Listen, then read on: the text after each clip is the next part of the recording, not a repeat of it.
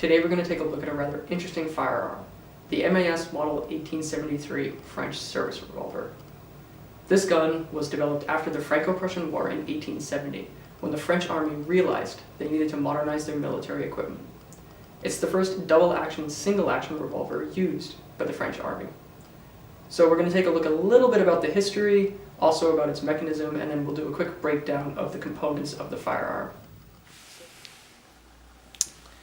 So this is a cardboard model of the MAS 1873. It's a fully working model, but it's built at 150% the actual size, so don't use my hands as a frame of reference. As I mentioned before, this is the first double action, single action revolver used by the French military, issued in 1873 after the Franco-Prussian War. As with everything, it has its pros and it has its cons. So some of the issues with it mainly are in regards to its ammunition. It used an 11mm by 17.8mm cartridge, which was quite underpowered because it used black powder. It lacked man-stopping power, and it didn't have all that large of an effective range. In addition, the short nature, only being 17mm, made it really difficult to load, with a single loading gate located on the right side of the firearm. One advantage to the ammunition is the fact that the Germans also used an 11mm, but the French version was slightly longer, meaning that French rounds could be loaded into German guns but would jam, and German rounds could be loaded into French guns and would fire perfectly fine, which is quite the advantage when you're on the battlefield. Other drawbacks, it was kind of a heavy gun for its size and was kind of bulky, but that actually resulted in one of the good things about it, which is it's extremely sturdy and durable. The frame of the gun and all the components of the gun are manufactured in such a way that they can be easily taken out, cleaned, and put back in, both on the field and off the field. So having the ability to service your weapon on the field is a great advantage. In fact, the cylinder access pin, not in this model but in the actual gun, serves as the tool to disassemble the firearm. So you can take apart the whole gun on the field and clean all the parts. Although it was manufactured at a time of, starting at the time of standardization, it's hand-fitted.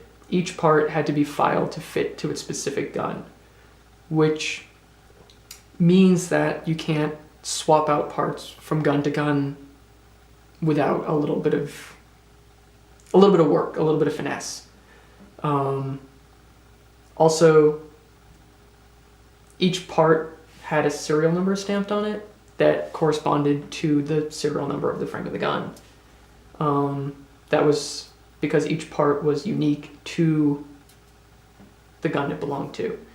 In 1874, they developed the Navy version, which was an attempt to resolve some of the larger issues surrounding this gun, mainly its weight and ammunition. So mechanically, they're pretty much identical. It's all the same mechanism. But the cylinders are slightly different, and the ammunition started using smokeless powder so that it had a little more power. The gun was also, the 1874 version was also slightly lighter and had slightly shorter barrel. However, they stopped manufacturing the smokeless powder rounds for this, so they went right back to the black powder. Some of the really interesting things about this gun is how long it was in service. So it was first issued, as I said, in 1873, was used in many of France's colonial wars, and then was issued to officers in World War I, and then was issued to reserve troops in World War II.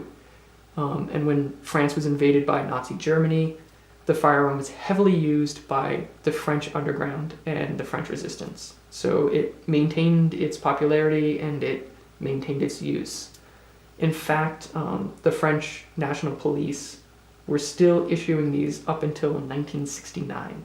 So this gun was almost used for 100 years by French forces, which is pretty amazing considering it had what I would consider pretty significant drawbacks in that it was underpowered. So we'll dive into the mechanism. So pretty simple. There's really only 4 moving parts. You have the hammer, which has a fixed firing pin. And then you have the trigger, which also serves as the cylinder lock.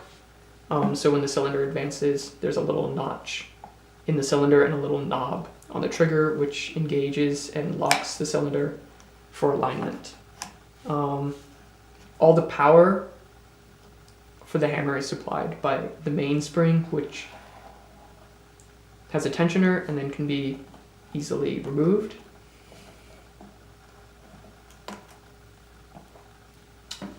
Then you have the trigger return spring and the sear spring.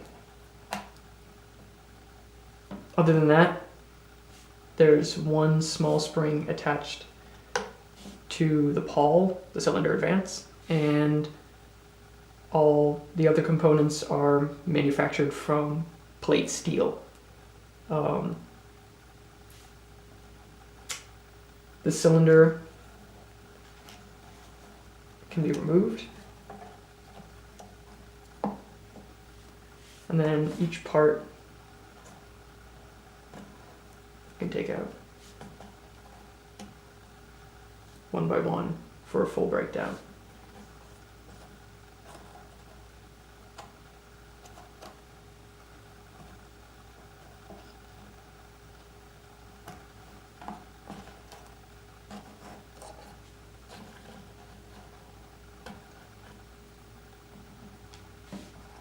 And then you're left with the frame of the gun. The trigger guard is also removable, however, not in this model. So let's just put everything back in, and then we can demonstrate